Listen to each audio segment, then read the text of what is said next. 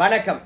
எட்டி டாக்ஸ்ல என்ன செய்தியை பார்க்க போறோம்னு கேட்டீங்கன்னா, தமிழக வெற்றி கழக கூட்டணியிலிருந்து வெளியேறும் முடிவை எடுக்கும் காங்கிரஸ் அவசர ஆலோசனையில இறங்கி இருக்கிறாங்க. கூட்டணியில தொடரலாமா இல்ல வெளியேறி விடலாமா அப்படின்னு அவசர ஆலோசனை செய்து கொண்டு இருக்கின்றார்கள். டெல்லி மேலிடமானது கூட்டணி விட்டு வெளியேறினா நல்லது அப்படின்ற முடிவுக்கு வந்திருக்கிறாங்க. தமிழக தலைவர்கிட்ட வந்து ஆலோசனை நடத்திக்கிட்டு இருக்காங்க. ஏன்பா இது உண்மைதானா அப்படின்னு கேட்பீங்க. அதுக்குதான் பக்கத்துல பேப்பர் கட்டு வச்சிடறேன், நீங்களே படிச்சு பார்த்து தெரிஞ்சுக்குங்க. ஏன்னா இதெல்லாம் நம்ப மறுப்பீங்க. அதுக்கு காரணமும் இருக்கிறது.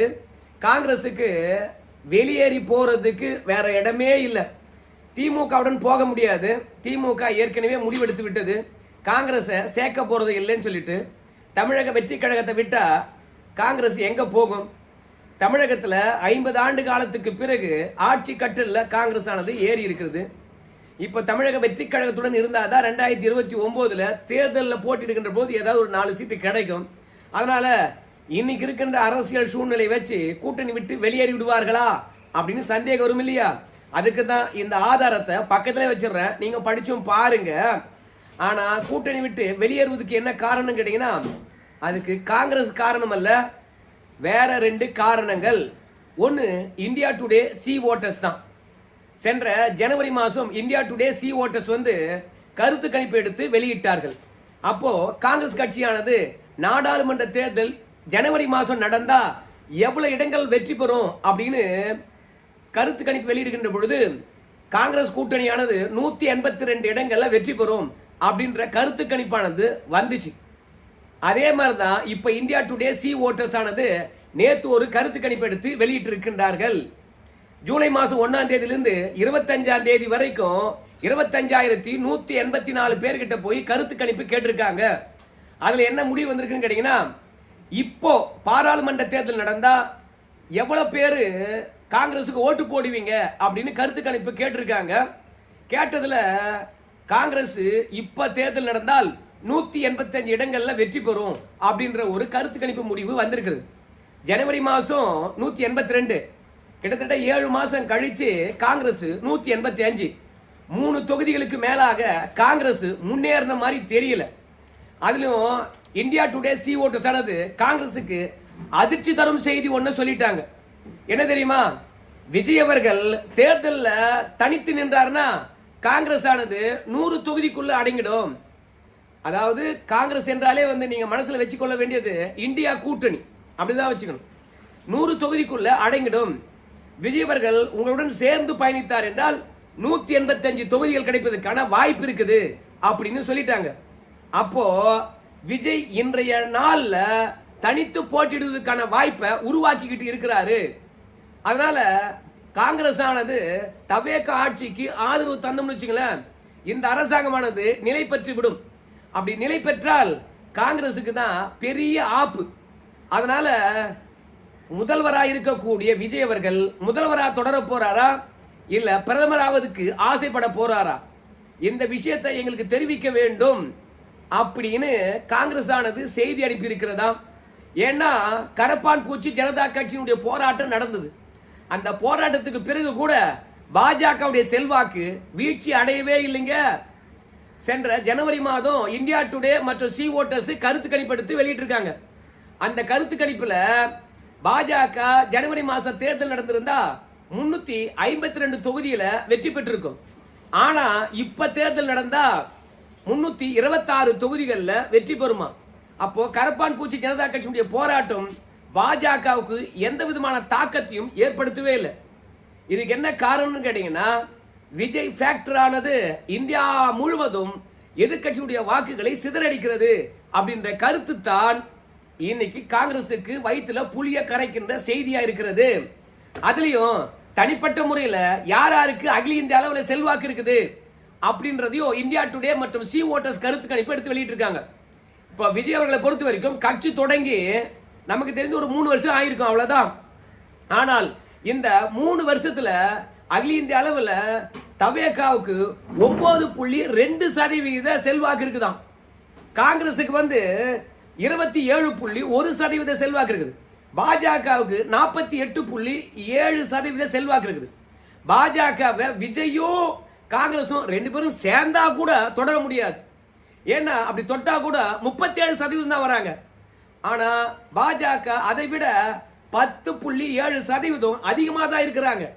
இப்படி ரெண்டு பேரும் சேர்ந்திருந்தாவே பாஜக வீழ்த்த முடியாது என்கின்ற பொழுது எதற்காக விஜய் அவர்கள் தனியாக ஆவர்த்தனம் பண்றாரு அப்படின்றதுதான் காங்கிரசுக்கு எரிச்சல் தரக்கூடிய ஒரு விஷயமாகவே இருக்கிறது. அதுலயும் தென் மாநிலங்கள்ல தான் காங்கிரஸ் வெயிட்டா இருக்குது. அதே மாதிரி விஜய்க்கும் தென் மாநிலங்கள்ல தான் ரொம்ப செல்வாக்கு மிக்க ஒரு தலைவராக காணப்படுகின்றார். அப்போ பாஜகவுடைய வாக்குகள் அப்படியே இருக்க தென் மாநிலங்கள்ல காங்கிரஸ் மற்றும் அதன் கூட்டணி கட்சியுடைய வாக்குகளை விஜய் பிரிக்கிறார். அதனால்தான் விஜய்க்கு நெருக்கடி கொடுக்கும் விதமாக இப்போ காங்கிரஸ் ஆனது தகவலை அனுப்பியிருக்கிறாங்க. என்னங்க பிரதமர் வேட்பாளரா நீங்க முன்னிறுத்தி கொள்ள போறீங்களா? நார்த் இந்தியா முழுவதும் உங்க பேச்சு அடிபடுகிறது. இப்போதே எங்களுக்கு பாத்தீங்கன்னா தகவலை தெரிவித்து விடுங்க, நாங்க மாற்று திட்டத்தை முன்னெடுக்க வேண்டிய கட்டாயத்தில் இருக்கிறோம் அப்படின்னு காங்கிரஸ் விஜய்க்கு அழுத்தம் கொடுக்குதான். விஜய் வாய் திறந்து சொல்லிடுவாரா? தமிழ்நாட்டில் ஓட்டு போட்டு முதலமைச்சரா தேர்ந்தெடுத்திருக்கிறாங்க. 3 மாதம் முடிந்து 4வது மாதம் தொடப்போது இதுவரைக்கும் செய்தியாளர்களை சந்தித்து ஓட்டு போட்ட மக்களுக்கு நன்றியா தெரிவிக்கல. அந்த மனுஷன் காங்கிரஸ் செய்தி அனுப்புடா, ஆமா நான் பிரதமர் ஆக போறேன் இல்ல முதலமைச்சரா தொடர போறேன், என் உயரம் என்னன்னு எனக்கு தெரியும் அப்படின்னு திமுக சொல்ற மாதிரி சொல்லிடுவாங்களே என்ன. அதனால மூட் ஆஃப் த நேஷன் என்ற இந்தியா டுடே சி ஓட்டர்ஸ் கருத்து கணிப்பானது விஜய்க்கு இன்னும் உற்சாகத்தை தந்திருக்குதான். ஏன் தெரியுமா? விஜய் தான் பிரதமர் என்று சொல்லி கிட்டத்தட்ட 1 மாசம் கூட ஆகலையாம். அதுக்கான பரப்புரையை முன்னெடுத்து 20 நாள் கூட ஆகலையாம்.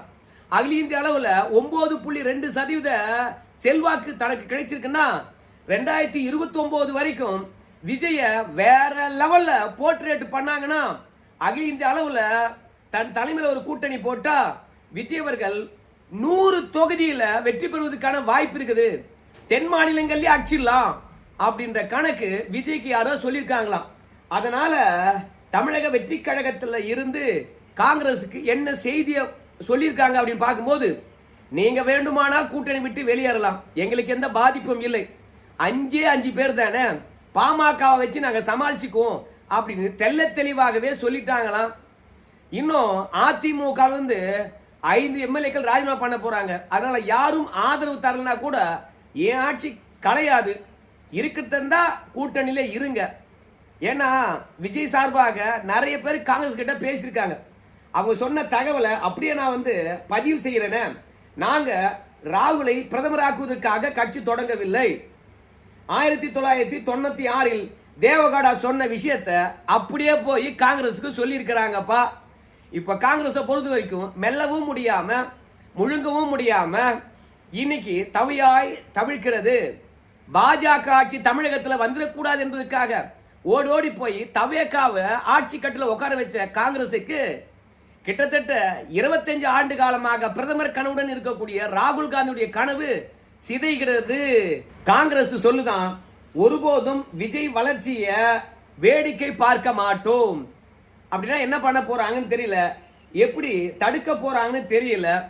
ஆனா விஜயனுடைய வளர்ச்சி அபரிமிதமாக இருந்தால் அமைச்சரவையிலும் கூட்டணியிலும் இருந்து வெளியேறும் என்ற நிலைப்பாட்டை தைரியமாக எடுப்போம் அப்படின்ற செய்தியை நம்ம விஜய்க்கு தெரிவித்திருக்கின்றார்களாம்.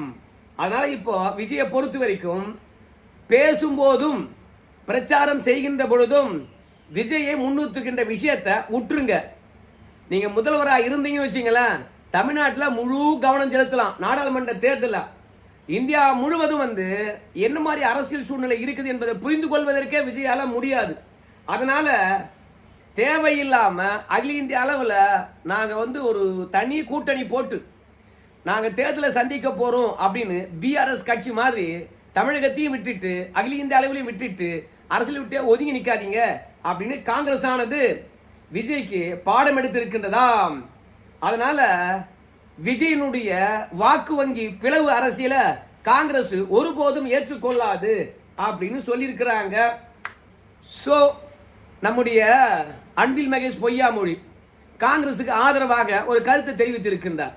தமிழ்நாட்டு மக்களை பொறுத்த வரைக்கும் அன்புடனும் நம்பிக்கையுடனும் விஜய்க்கு ஓட்டு போட்டிருக்காங்க.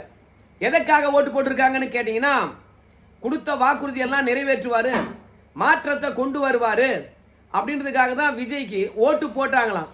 ஆனா விஜயை பொறுத்த வரைக்கும் தமிழ்நாட்டில் கொடுத்த வாக்குறுதியை எதையுமே நிறைவேற்றவில்லையா. அதனால தங்கம் தென்னரசு அவர்களை சொல்றாரு, கொடுத்த வாக்குறுதியை நிறைவேற்றி விட்டு நீ பிரதமரனா ஆகு, இல்ல அமெரிக்கா ஜனாதிபதினா ஆகு. நீ சொல்ற கதையை வச்சுக்கின்னு 1000 குழந்தைக்கு சோறு ஊட்டலாம். எவ்வளவோ ஆளுமைகள் தமிழ்நாட்டில் இருந்து பிரதமருக்கு கனவு கண்டுட்டாங்க. அடுத்தது நீயா அப்படின்னு தங்கம் தென்னரசு அவர்கள் வந்து சொல்லியிருக்கின்றார். ஆனா தமிழ்நாட்டில் இருந்து நிறைய பேர் கனவு கண்டிருக்காங்க. ஆனா இது வரைக்கும் யாரும் பிரதமர் ஆகல. அதனால வரலாற்று சாதனையை தன்னால செஞ்சிட முடியும். தேவகவுடா, ஐக்கிய குஜரால் இவங்களால பிரதமர் ஆக முடியும் என்றால் எங்களால ஏன் ஆக முடியாது அப்படின்றதுதான் இன்னைக்கு டிவி கேவனுடைய நிலைப்பாடா இருக்கிறதுங்க. ஆனா அரசியல் விமர்சகர்கள் என்ன சொல்றான்னு கேட்டீங்கன்னா, நாங்க தான் பிரதமர் வேட்பாளர் என்று அழுத்தம் திருத்தமாக சொல்வதனுடைய காரணம் ஜெயலலிதா அவர்களுடைய வழிமுறையை இவங்க கையில் எடுக்கிறாங்க. அன்னைக்கு ஜெயலலிதாவை பொறுத்த வரைக்கும் நாடாளுமன்ற தேர்தலில் தனித்தே போட்டிட்டாங்க. அப்படி தனித்தே போட்டிட்டு 38 தொகுதியில வெற்றி பெற்றார்கள். மோடியா லேடியா என்று கேட்டு. அதே மாதிரி இப்ப விஜய் அவர்களும் தனித்தேவோ இல்ல தமிழகத்தில் இருக்கின்ற ஒரு கூட்டணி மூலமாகவோ வந்து 40 தொகுதியில் வெற்றி பெற வேண்டும் என்றால் விஜய் பிரதமர் அப்படின்ற ஒரு கான்செப்டை உருவாக்கினா தமிழ்நாட்டு மக்களை பொறுத்த வரைக்கும் தமிழர்களை யாரும் இது வரைக்கும் பிரதமர் ஆகல, இந்த முறை விஜய் ஆயிடுவாரு என்ற நம்பிக்கை ஏற்பட்டு இவருக்கே போடுவாங்க என்ற ஒரு தேர்தல் யுக்தி தான். ஆனால் ஜெயலலிதா பொறுத்த வரைக்கும் மோடி அவர்களை கடுமையா எதிர்த்தாங்க, அது களத்துல காட்டினாங்க. ரெண்டாவது வந்து நம்முடைய மத்திய அரசாங்கத்துக்கு எதிராகவும் மோடிக்கு எதிராகவும் துணிச்சலாக அரசியல் செய்தவங்க ஜெயலலிதா. அது மட்டும் இல்லாம மோடியா லேடியா கேட்டாங்கல்ல ஜெயலலிதா, அவங்க அதுக்கு முன்பாக கிட்டத்தட்ட ஒரு 30 ஆண்டு காலம் அரசியல் களத்துல இருந்தாங்க. மக்களை பொறுத்த வரைக்கும் ஜெயலலிதா அவர்களுடைய வெற்றியும் தோல்வியும் பார்த்துக்கிட்டே வந்திருக்காங்க. அதே மாதிரி திமுக எதிராக அவங்களுடைய ஆக்ரோஷமும் மத்திய அரசாங்கத்துக்கு எதிராக உரிமையை கேட்டு பெறுகின்ற விஷயத்திலும் அதே சட்ட போராட்டமும் ஜெயலலிதா வந்து ஒரு இரும்பு பெண்மணி என்று நிரூபிச்சாங்க. ஜெயலலிதாவுடைய திரஸ்தன்மை அதே மாதிரி ஆளுமை வந்து பார்த்தீங்கன்னா வெளிப்படையா தெரிஞ்சுது. பேட்டி அளிக்கின்ற நேரத்தில் பேட்டி அளிப்பாங்க, மௌனம் காக்கின்ற நேரத்தில் மௌனம் காப்பாங்க, மோடியை அரவணைக்கிற நேரத்தில் அரவணைப்பாங்க, அடிக்கிற நேரத்தில் அடிப்பாங்க. ஆனா விஜயை பொறுத்த வரைக்கும் மோடிக்கு எதிராக இது வரைக்கும் பேசவே இல்லை அந்த மனுஷன். அப்படி இருக்கும்போது மோடி வேண்டுமா விஜய் வேண்டுமா அப்படின்னு கேட்டா தமிழக மக்கள் ஓட்டு போடுவாங்களா? இது காங்கிரஸ் வாக்கு வங்கியை பிரிப்பதற்காக தான் பாஜக இறக்கி விட்டா சிலிப்பர் செல்லு அப்படின்னு காங்கிரஸ் நினைக்குது. பாஜக பெற்றெடுத்த குழந்தை வன்னியரசு சொன்னது உங்க எல்லாருக்குமே தெரியும். இப்ப காங்கிரசும் அந்த நிலைப்பாட்டில் வந்திருக்கு. தமிழ்நாட்டை யார் வேணாலும் ஆண்டு இருக்கலாம். நாம காங்கிரஸ் வந்து திமுகவுடனே இருந்திருந்தோம்னா பிரச்சனை கிடையாது. எப்படியா இருந்தாலும் திமுக யாரோ ஒருத்தர் ஆட்சி கட்டல் இருக்க போறாங்க. ஆனால் தேசிய அளவுல நம்மளுக்கு போட்டியாக அவங்க வந்திருக்க மாட்டாங்க. அதே மாதிரி விஜயும் தேசிய அளவுல நம்முடைய வாக்கு வங்கியை பிரிக்க மாட்டாங்க. ஆனா தமிழ்நாட்டில் இருக்கக்கூடிய காங்கிரஸ் கட்சி தலைவர்கள் விஜய டீக்ரேட் பண்ற வேலையில இறங்கியிருக்காங்க. விஜயை பொறுத்த வரைக்கும் கிட்டத்தட்ட இந்த 4 மாதத்துல சட்ட ஒழுங்கு சரியில்லை, அதை சரிப்படுத்தணும். ரெண்டாவது கொடுத்த வாக்குறுதியை நிறைவேற்றல, அதை நிறைவேற்றணும். விவசாயிகள் போராடுறாங்க. ரெண்டாவது வந்து விவசாய கடன் தள்ளுபடியா இருந்தாலும் சரி, காவிரி விஷயமா இருக்கலாம் சரி, அப்புறம் கஸ்டடி மரணங்களா இருக்கலாம், மருத்துவமனைகளா இருக்கலாம், பேருந்து சேவையா இருக்கலாம். இந்த ஆட்சி வந்த பிறகு பெருசா மாற்றம் ஏற்படல. மக்கள் இதெல்லாம் எதிர்பார்க்கின்றார்கள். விஜய் அவர்கள் இதெல்லாம் நிவர்த்தி பண்ணணும். அப்படி நிவர்த்தி பண்ணாதான் நம்ம வந்து வாக்கு கேட்க முடியும் அப்படின்னு காங்கிரஸை பொறுத்த வரைக்கும் தமிழ்நாட்டிலே ஒன்றும் செய்யல விஜய். அகில இந்திய அளவில் வந்து என்ன பண்ண போறார் என்பதை மறைமுகமாக நம்ம விஜய்க்கு எதிராக எதிர்மறையான பிரச்சாரத்தை முன்னெடுத்திருக்கின்றார்களாம். அதான் அவங்க சொல்றாங்களே, ஒருபோதும் விஜய் வளர்ச்சியை வேடிக்கை பார்க்க மாட்டோம் அப்படின்னு சபதம் ஏற்றிருக்கின்றார்களே. அதனால விஜயை சோழி முடிக்க வந்து காங்கிரஸ் நினைக்குது. அதனால விஜய் கிட்ட இருந்து கருத்தை எதிர்பார்க்கின்றார்கள். பிரதமரா முதல்வரா 2 குதிரையில சவாரி பண்ணாதீங்க தயவு செய்து, எதனா ஒண்ணுத்துல பயணப்பட பாருங்க அப்படின்னு சொல்லிட்டு காங்கிரஸ் மெசேஜ் அனுப்பிச்சிருக்குதான். விஜய் பதிலுக்கு பிறகுதான் காங்கிரஸ் தெளிவான முடிவை எடுக்க வாய்ப்பு இருக்குது அப்படின்றாங்க. பொறுத்து பார்க்கலாமா? நன்றிங்க.